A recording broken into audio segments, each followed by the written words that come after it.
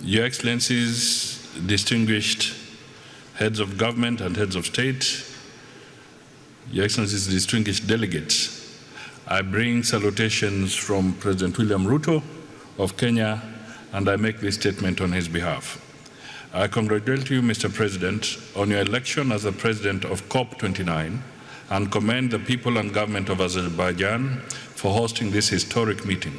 Similarly, I congratulate the leadership of the United Arab Emirates for the historic milestones and achievements made at COP28. The COP presidency has called on us to act in solidarity for a green world and to drive actions on finance, energy, agriculture, cities, and human development, climate peace nexus. I believe these bold areas hold a great promise in consolidating the gains already made as we escalate the fight against climate change, whose impacts are widespread. In Kenya, the impacts of climate change are an everyday reality. Currently, we are experiencing unusually warmer days, yet only 5 months ago, we experienced horrible floods that led to the deaths of 267 and displaced 281,000 people. The floods also destroyed critical infrastructure, including 1,967 schools, 62 health facilities. Besides, the droughts of last year destroyed livelihoods and killed over 2.4 million livestock. This troubling climate story is not confined to Kenya. Africa as a whole is already grappling with the climate-induced annual losses and damages on infrastructure, agriculture, water, tourism, and other climate-sensitive sectors, ranging from 9 to 12% of the continent's GDP. Consequently, this meeting is a demonstration of solidarity and intention to act together to change the tide and rewrite the climate story. I believe a green and resilient world is still within our reach during our lifetime.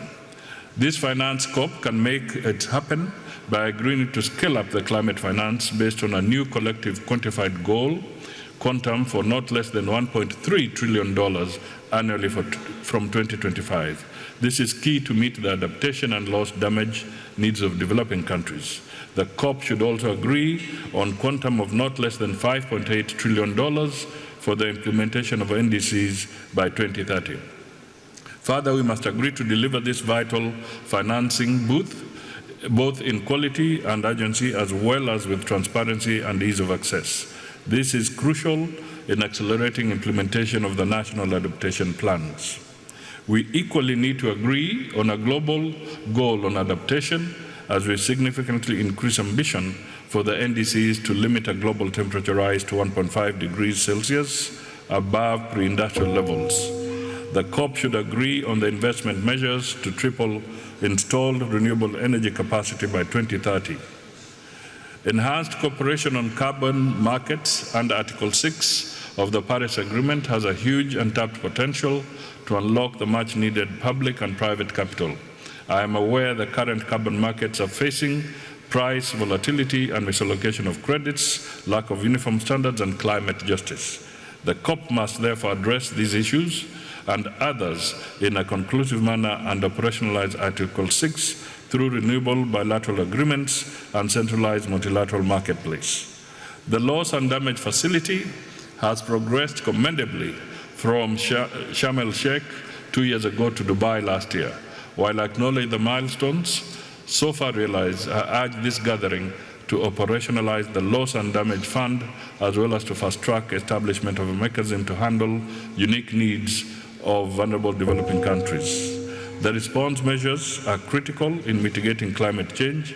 However, some measures have negative cross-border impacts on trade, food security, livelihoods, competitiveness, and development. Mr. President, Excellencies, ladies and gentlemen, global transformation to a low-carbon economy requires an investment of at least $4 to $6 trillion per year to support climate action. However, most developing countries cannot raise this capital due to high interest rates on loans, escalating costs of climate shocks and transition, and depressed fiscal space. We must reform the multilateral development banks to unlock financing at scale and to create incentives such as debt restructuring and sustainability, including the high cost of capital, borrowing, as well as scale and agility of climate finance. Technology and innovation are key to providing appropriate practical solutions and to enhancing efforts by developing countries to eradicate poverty. We must therefore break the hold-ups to technology and innovations to enable the developing world to leapfrog sustainable growth models. Similarly, we must enhance research and early warning systems to bolster predictive capabilities and avert calamities, as well as transform agricultural and food systems to cut emissions, develop resilience, and create job opportunities, especially for women and youth. Mr. President, to conclude, we need to confront the weak political will and the unsustainable economic interests that put profits over people and the planet, standing on the transition to a global low-carbon economy to achieve a green world. We need credible commitments and robust international cooperation for transformation, to transform the climate crisis into opportunities. We can do it, and we should do it. I thank you all. On behalf of President Ruto, may I convey his greetings and solidarity. Your Excellencies, the statement I have is not mine, it's President Ruto's statement. I only have authority to deliver it. I do not have authority to edit it. It is both an honor and privilege to stand before you today as we convene this crucial meeting alongside His Excellency Denis Sassou Nguesso, President of the Republic of Congo. Together we are embarking on a transformative discussion under the theme Measuring the Green Wealth of Nations, Natural Capital, and Economic Productivity of Africa. This is not merely a conversation on economic recalibration, but a strategic discourse on unlocking Africa's true wealth and potential in the global economy. As the chair of the African Union Commission of the Heads of State on Climate Change, it has been my honor to lead Africa's collective efforts on climate change through numerous consultations, reflections, and regional summits, including the historic Africa Climate Summit in Nairobi in 2023. We have articulated our unified stance on climate justice, adaptation, and finance. Africa is not merely a stakeholder in global climate action. We are a leader, and it is our responsibility to ensure that our solutions are tailored to our unique realities and abundant resources. As the world was conducting the global stocktake in the leading up to the COP29, Africa had already initiated its own comprehensive stocktake through the inaugural Africa Climate Summit, which resulted in the Nairobi Declaration. This declaration highlighted Africa's position, priorities, ensuring that climate justice remained a central focus in global climate negotiations. Africa's vast wealth of natural capital, from our forests and biodiversity to our clean energy potential, remains underappreciated in traditional economic assessments. According to the UNEP Adaptation Gap Report, global adaptation reports remain underfinanced and underprepared, with developing countries facing an annual finance gap of approximately $387 billion US. Meanwhile, the international climate finance flows are not on track, having decreased by 15% in 2021. Additionally, Africa's green wealth provides immense environmental services, including carbon sequestration and biodiversity conservation, and yet our GDP assessments do not capture this value. Today, we must change that narrative. Our meeting today provides an opportunity to rethink and redefine how we assess national wealth.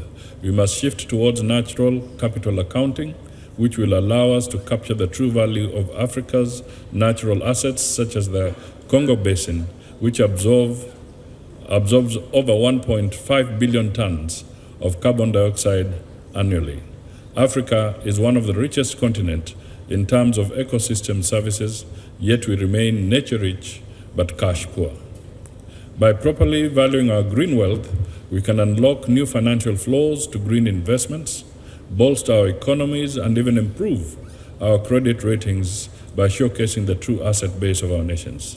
The Congo Basin, for example, has carbon stock worth billions, yet it is not factored into the global financial system. This is the heart of our conversation today.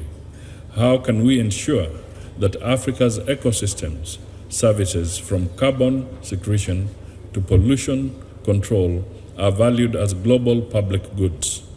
We must seize this moment to commit to a revaluation of our GDP by integrating natural capital into our national accounting systems.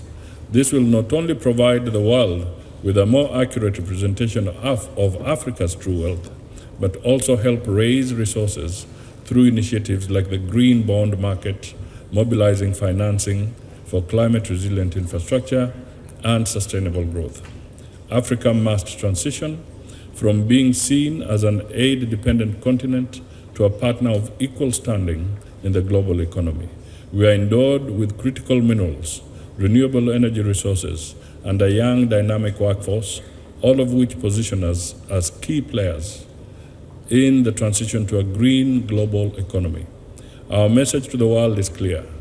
Africa is ready and capable, and engagements with Africa must shift from donor-recipient dynamics to partner-to-partner cooperation. As leaders, we must invest in the local valuation of our natural resources to stimulate job creation, innovation, and sustainable development. This is not just an African agenda, it is a global one. We call on our partners, both within and outside Africa, to join us in creating a new economic paradigm that places nature at the center of our development strategy. Your Excellencies, ladies and gentlemen, today's discussions will pave the way for a new era of economic productivity, one that recognizes and rewards the vital role Africa plays in supporting global environmental health. Let us leave here with clear commitments to revalue our natural capital, ensure that our ecosystems serve as engines of growth, and advocate for fair financial systems that reflect the true wealth of our nations. I thank Africa has some of the largest sources of natural capital in the world, including over 40% of the world's clean energy potential, 65% of the world's uncultivated arable land, 25% of global biodiversity, and 20% of the world's tropical rainforest area. The Congo Basin, which you have heard quite a lot about today, is the second largest carbon lung in the world, as you heard from the Honorable Minister of Foreign Affairs for Equatorial Guinea, after the Amazon forest. It stretches 314 million hectares with 1.2 million kilometers of primary forest. The peatlands of the Congo Basin store 29 billion tons of carbon. That is the equivalent of 3 years' worth of global greenhouse gas emissions. The Congo Basin also absorbs 1.5 billion tons of carbon dioxide by year. Excellencies, ladies and gentlemen, Africa's forests account for 26% of all the carbon sequestration in forests in the world. The continent also hosts considerable non-renewable natural resources, accounting for 50% of the world reserves of cobalt used for batteries, 40% of manganese reserves used for solar and wind farms, and more than 80% of platinum reserves, complemented by rich endowments of nickel, copper, and rare earth minerals. These are absolutely crucial for global green energy transitions, for electric vehicles and battery energy storage systems. And the value of that today for the battery energy storage systems and electric vehicles is $7 trillion by 2030. And that's going to rise to $58 trillion by 2050. And you can imagine that cannot happen without Africa. Africa also is endowed with abundant renewable energy, an almost limitless supply of potential solar capacity of 10 terawatts, hydro 350 megawatts, wind 110 gigawatts, geothermal resources 15 gigawatts, all of which are the backbone of a less carbon-intensive and more sustainable global energy system. Therefore, while Africa contributes significantly to global public good for tackling climate change with its vast resources of natural capital, its vast natural capital has continued to be significantly undervalued. This vast natural capital is not taken into consideration in valuing the GDP of African economies. For example, while the GDP of Africa was estimated at $2.5 trillion in 2018, this was 2.5 times lower than the estimated value of its natural capital, estimated at the time at $2.6 trillion, which partly includes some valuation of the ecosystem services. This situation, Your Excellencies, makes Africa to be green endowed, but cash poor. Green endowed, but cash poor. When the value of Africa's vast forest and environmental services and natural capital are properly valued, the size of its rebased GDP, taking this into account, will be much higher. The African development. Building on the session we had in Addis in February this year. As we gather at COP29, Africa has one mission: to reaffirm our position as a key player in the fight against climate change. Unfortunately, insufficient access to climate finance remains Africa's biggest obstacle. Pledges made at previous summits have gone unfulfilled without accountability. This is not acceptable. Africa continues to provide crucial ecosystem services to the world, such as sequestration and retention of carbon. Yet, the true value of these actions is not measured. Our continent is the least responsible for global emissions and therefore for the climate crisis. Being fairly compensated for our extensive contributions to climate solutions is not too much to ask. I therefore fully support the bold agenda to more accurately measure our continent's natural capital assets. This exercise makes clear that we are not asking for handouts, but rather for the world to pay for something that has tremendous value for all of us. In the long run, this means less debt and more fiscal space to finance our development. The moral of the story is that Africa should know the worth of our resources. By protecting and conserving our environment, we can reinvest the profits in our communities and our future. I thank you.